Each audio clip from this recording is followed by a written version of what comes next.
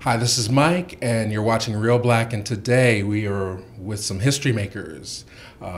Harriet Glickman, who we'll get into in a second, and Marmar,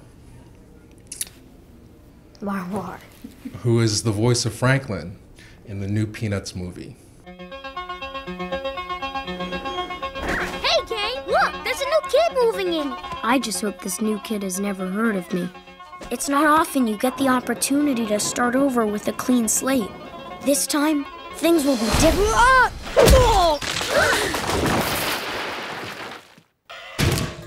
He did it! This November, I'm going to change who I am and become a winner. Wow. find the courage If there's one person you want by your side at a moment like this, it's your loyal dog. Such an honor and privilege for me to be here. How old are you, Marmar? I'm 12 years old, turning 13 this year. 12. So it's almost like you, in your conscious life, you've never lived a life without knowing a black president. Yes, kinda. Kinda.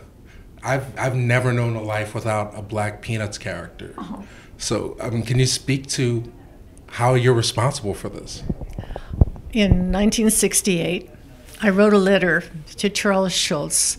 It was just after the assassination of Dr. King, and from the 60s, there was so much that had happened.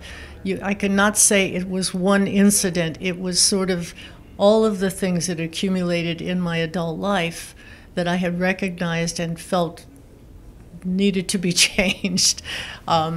Anyway, I wrote him. I was home then with 3 kids, and I had left teaching when I had the children, and I wrote a long letter about how we felt about it, and how about the children loved the strip and so on, and I asked if he would put a black character into the script.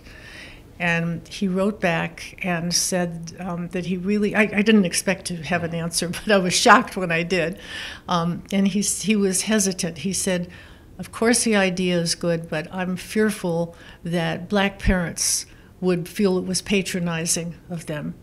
And so, therefore, he wasn't planning to do it. And I wrote back and asked if it was okay with him to share his letter with some friends.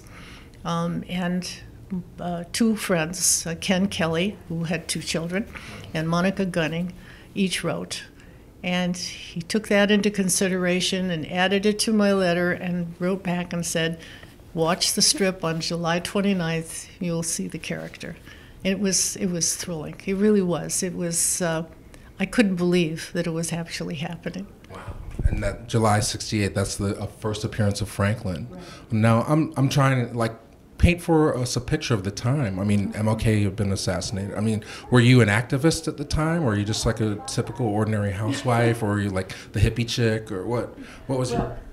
I've been asked about whether I was an activist, and it's really a hard question to answer.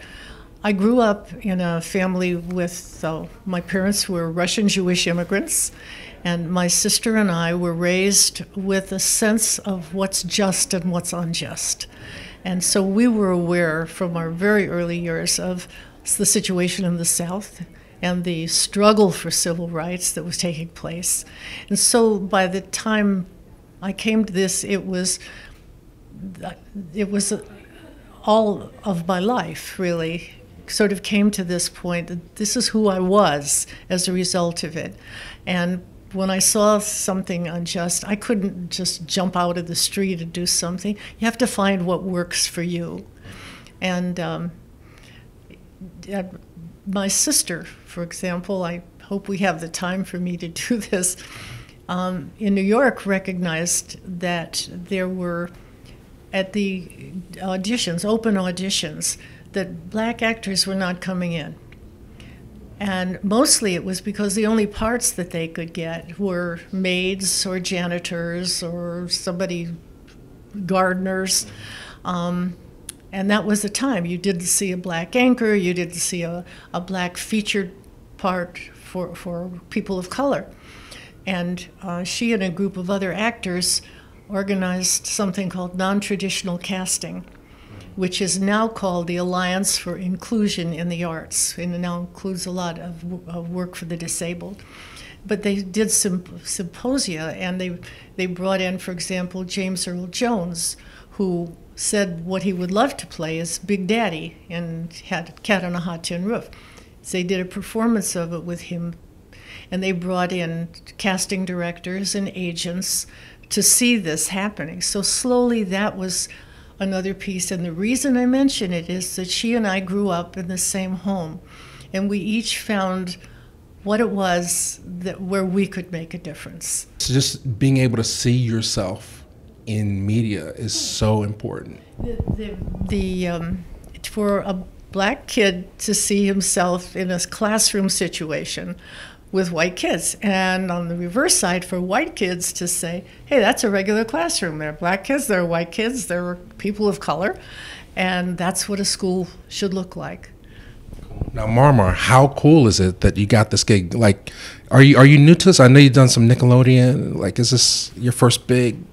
This is my first movie, actually, but I'm not new to this necessarily, but it's mind-blowing and shocking at the same time to know that I'm part of the Peanuts, and yes. Now, did you watch Charlie Brown and stuff as a kid? Oh yes, I love Charlie Brown. I used to have a lot of stuff Charlie Brown.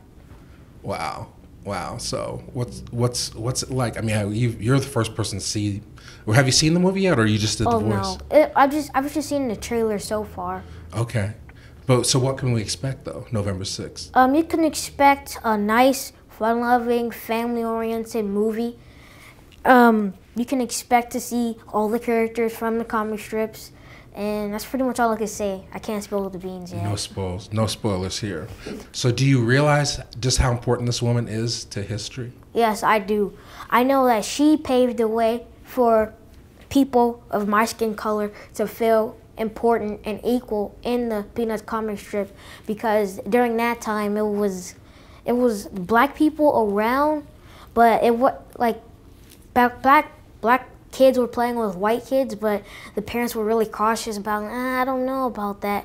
But now I've seen it like evolve a little, because I've only been on this earth for 12 years. But I've seen people just like let other different kids from different races just play, and I think that's gonna be big in this movie. It really just speaks to the fact that one person can make a difference. And this is something, one person and then somebody in a position of power that listens, so, I mean, the battle's not over. No, the battle is definitely not over.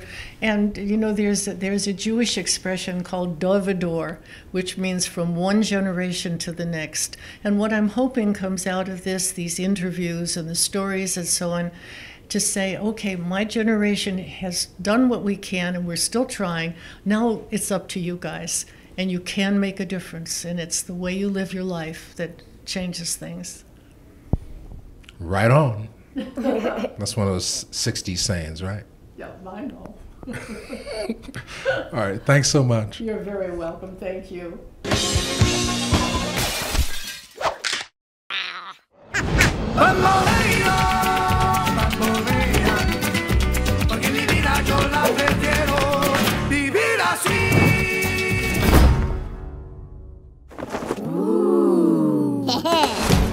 Dream big November 6th.